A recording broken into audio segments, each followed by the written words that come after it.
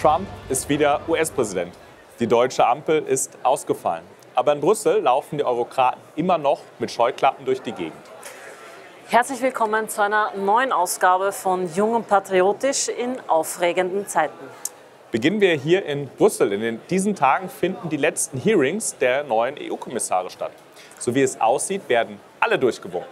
Bis auf einen, und der kommt richtig aus Ungarn. Ja, wer hätte das wohl gedacht, dass ausgerechnet jemand aus Ungarn, der von Orbán vorgeschlagen wurde, nicht gewählt wird? Ja, wirklich sehr merkwürdig. Ja, Oliver Várhelyi ist als Gesundheitskommissar vorgesehen. Und dass er bisher nicht bestätigt wurde, hat nicht das Geringste mit seiner Kompetenz oder seinen Aussagen im Hearing zu tun. Nein, darauf hat sich die Brüsseler Einheitspartei aus Linken, Linksliberalen und selbsternannten Bürgerlichen selbstverständlich bereits im Vorfeld geeinigt. Also eine reine Machtdemonstration gegenüber einem EU-Land, das sich in vielen Dingen gegen die Vorgaben aus Brüssel stemmt. Abweichende Standpunkte werden in dieser Demokratiesimulation nicht mehr akzeptiert. Wenn es tatsächlich um Kompetenz gegangen wäre, dann hätten die Abgeordneten ganz andere Kandidaten nach Hause schicken müssen. Ja, eindeutig. Zum Beispiel meinen Landsmann Magnus Brunner. Du warst ja auch im Hearing und hast in deiner Wortmeldung nicht nur aufgezeigt, dass er vollkommen ungeeignet ist, sondern mit deinen Fragen offensichtlich einen Nerv bei ihm getroffen.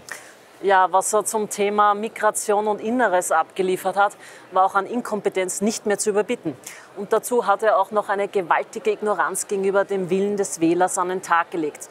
Die wünschen sich nämlich eine restriktive Asyl- und Migrationspolitik, also in 2 Schlagworten ausgedrückt: Grenzschutz und Remigration. Was sie von Brunner bekommen werden, ist aber nichts anderes als, wie er gesagt hat, eine möglichst rasche Umsetzung des völlig zahnlosen Asyl- und Migrationspakts. Sprich Flüchtlingsverteilung und Verwaltung statt Außengrenzschutz. Und der Pakt, den wir sicher noch in der Umsetzung intensiv besprechen müssen, der spielt eine ganz wesentliche Rolle. Der bietet auch Lösungen. Screening-Verordnung beispielsweise, ganz wichtig für schnellere Verfahren, die auch entsprechend anwenden zu können, auch Frontex zu stärken. Auch das ist ein wesentlicher Ansatz, also neue Ausrüstung, mehr Personal, auch ein Mandat bei Rückführungen zu haben und insgesamt das Geschäftsmodell der Schlepper zu bekämpfen. Vor der EU-Asylpolitik laufen die Mitgliedstaaten ja mittlerweile schon davon. Wie will denn Herr Brunner hier für eine gemeinsame Linie sorgen? Jedenfalls nicht mit sinnvollen Vorschlägen, sondern einfach mit Drohungen. Er hat für den Fall, dass jemand bei der Verteilung der Asylanten nicht mitspielen will, schon mit Vertragsverletzungsverfahren gedroht. Ungarn und den Niederlanden, die schon die Nase voll haben von dieser gescheiterten EU-Asylpolitik, will er natürlich keinen eigenen Weg bewilligen. Er folgt damit den Brüsseler Zentralisten, die keinerlei Respekt haben vor der Souveränität der Mitgliedstaaten. Je schlechter die Politik in Brüssel wird, umso mehr muss das System mit Zwang, mit Druck und mit Drohungen arbeiten. Und ein wichtiges Instrument ist dabei das Budget. Ich nehme an, du spielst auf die geplante Haushaltsreform von der Leyen ab. Darüber haben wir das letzte Mal schon berichtet. Also von der Reform Geld gegen Reform, sprich purer Erpressung. Genau, das habe ich Herrn Serafin, einen Polen, im Hearing direkt gefragt. Man muss sagen, er passt hervorragend in diese Kommission. Er hat die Frage nämlich komplett ignoriert und drumherum geredet. Also genau das, was die Kommissionsvertreter wirklich jedes Mal machen, wie du ja selbst weißt. Es wird also auch in meinem Fachbereich keineswegs besser werden. Ganz im Gegenteil.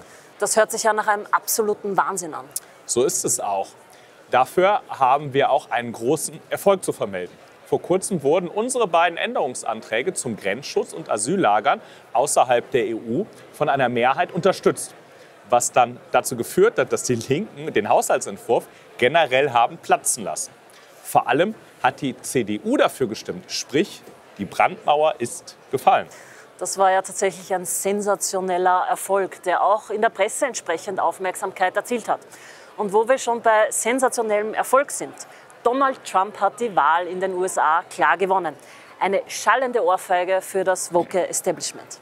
Allerdings, und ich freue mich schon richtig darauf, wie uns die Eurokraten aus dem Harris-Lager das jetzt erklären werden. Die Beziehungen zwischen der EU und den USA im Lichte des amerikanischen Wahlergebnisses stehen ja diese Woche auf der Tagesordnung. Ja, und wir riskieren jetzt einmal ein wenig, denn wir zeichnen die Sendung diesmal vor den Plenarsitzungen auf. Aber ich gehe jede Wette ein, dass wir von den Abgeordneten, gerade von den linken Fraktionen, ganz unglaubliche Dinge auch hören werden. Und die wollen wir euch natürlich nicht vorenthalten. Eine der großen Demokratien und die größte Wirtschafts- und Militärmacht wird für die nächsten 4 Jahre von einem bekennenden Antidemokraten und einem verurteilten Straftäter regiert werden. Soweit wir den Ankündigungen eines Lügners glauben können, wird die politische Maßnahme von Trump hier doch eine sehr harte Zeit für Europa bedeuten. Trump und sein bester Kumpel Elon Musk verbreiten auf Twitter in einem Fort Fake News, Verschwörungstheorien, rassistische und sexistische Vorurteile. Elon Musk ist ein Narr und ich finde, dass Twitter vergesellschaftet werden sollte. Ja, ich denke, wir haben da tatsächlich nicht zu viel versprochen. Manche sind einfach völlig lernresistent und können mit demokratischen Wahlergebnissen nicht umgehen, wenn sie eben nicht das gewünschte Ergebnis bringen. Andere sind da schon etwas flexibler. Zum Beispiel die Kommissionspräsidentin von der Leyen. Sie tut jetzt so, als hätte es nie Konflikte mit Trump gegeben. Sie freut sich auf, Zitat, die erneute Zusammenarbeit mit Präsident Trump und eine starke transatlantische Agenda. Zitat Ende. Heuchelei in Reinkultur, so wie immer, wenn wir uns daran erinnern, wie das EU-Establishment geradezu ausgezuckt ist, als der aktuelle Ratsvorsitzende Viktor Orban sich vor kurzem mit Trump getroffen hat, genauso wie mit dem russischen Präsidenten Putin und dem chinesischen Machthaber Xi Jinping. Da wollten manche den Ungarn sogar den Ratsvorsitz aberkennen. Ich denke, dass Donald Trump an den starken transatlantischen Agenda mit solchen Gestalten kein gesteigertes Interesse haben wird. So wie man ihn hier in Europa behandelt. Und Frau von der Leyen weiß das auch. Aber sie hat natürlich schon ein Rezept gefunden. Ja, sie will offensichtlich Trump jetzt milde stimmen, indem sie für die EU-Länder noch mehr Flüssiggas aus den USA kaufen will. Sie will so die von Donald Trump angekündigten Strafzölle auf europäische Produkte offenbar verhindern. Ja, die USA werden sich bedanken. Sie sind jetzt schon der große Gewinner der Energiekrise, in die sich Europa durch die Sanktionen gegen Russland selbst hineinmanövriert hat. Nicht nur das, auch die amerikanische Rüstungsindustrie hat massiv profitiert, weil sie die Waffen produziert, die der Ukraine geliefert werden. Auch die, die von den EU-Ländern finanziert werden. Die Aussagen des ehemaligen Kommissars Thierry Breton zum Ukraine-Krieg im französischen Fernsehen waren ja auch sehr aufschlussreich. Da meinte er, dass es in der Kommission vor der Wahl von Trump quasi verboten war, darüber zu reden, wie man diesen Krieg beenden möchte. Ja, und die offensichtliche Abhängigkeit der EU davon, wer US-Präsident ist und was dieser für eine außenpolitische Agenda fährt, ist mehr als bedenklich. Genauso offensichtlich ist, dass Europa ganz klar der Verlierer dieses Wirtschaftskrieges ist. Das weiß man in Brüssel natürlich auch. Man will es nur nicht so laut sagen. Deshalb will Frau von der Leyen die Ausgaben für Verteidigung massiv steigern. Dafür hat sie sich einen Bericht vom ehemaligen finnischen Präsidenten Niinistö bestellt. Petra, du hast ihn gelesen? Ja, und das sieht nicht gut aus. Die EU will offenbar in ein massives Wettrüsten einsteigen. 20% des EU-Budgets sollen für Verteidigung und Krisenvorsorge reserviert werden. 500 Milliarden Euro Investitionsbedarf in 10 Jahren hat Frau von der Leyen ausgerechnet. Und das Ganze soll in einem absoluten Gleichschritt zwischen EU und NATO geschehen. Das ist kein Wunder, denn Herr Niinistö hat sein ehemals neutrales Heimatland Finnland ja zuletzt in die NATO geführt. Umso mehr müssen wir hoffen, dass Donald Trump tatsächlich für Frieden in der Ukraine sorgt und damit auch endlich das sinnlose Sterben auf den Schlachtfeldern beendet. Das wäre der größtmögliche Nutzen, den die zweite Präsidentschaft von Trump aus europäischer Perspektive bringen kann. Und ich denke, er hat das auch tatsächlich drauf. Die EU hingegen ist nur noch Passagier. Sie hat sich mit ihrer Kriegstreiberei völlig ins Abseits begeben. Apropos Abseits, Deutschland wird wohl auch nicht viel mitzureden haben über die künftigen weltpolitischen Entwicklungen. Denn da gab es ja jetzt den Ampelausfall.